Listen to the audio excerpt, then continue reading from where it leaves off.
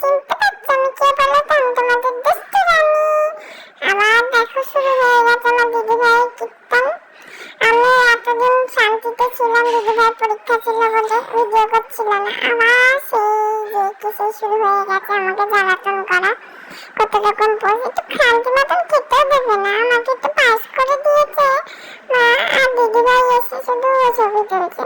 আমি একটু পোজ নিয়ে নিলাম, তোমাদের দিকে তাকিয়ে দেখো আমার কিন্তু সব নজর আছে। বলো আমাদের ভিডিও কেমন লাগে আর আমার দিদি ভাইয়ের ভিডিও কেমন লাগে? তোমরা কিন্তু দেখছো তো? সবাই কিন্তু দেখো প্রতিটা ভিডিও। বলো তোমরা সবাই রাতে জিলিপি খেয়েছো? আমার জন্য কিন্তু আমার দিদি ভাই নিয়ে এসেছিল, জিলিপি খেয়েছিলাম।